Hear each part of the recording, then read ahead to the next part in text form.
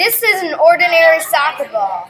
Now, with the help of the eraser and the extra images, we will make it into an improved Super Ball.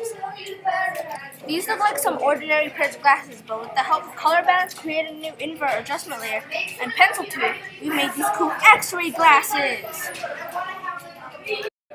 This is an ordinary eagle, but with the help of some tools, we made this eagle's lunch.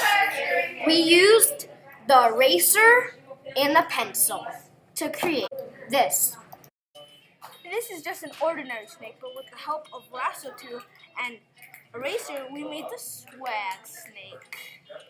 How we did it is we used the lasso tool to catch the snake's head, made it bigger, and then we got that mustache and glasses off the internet, and then lassoed the glasses to make them where we wanted over the snake's eyes and kept the mustache where it was. This is a normal shepherd logo, but with the help of certain tools, we made it look like it went to war.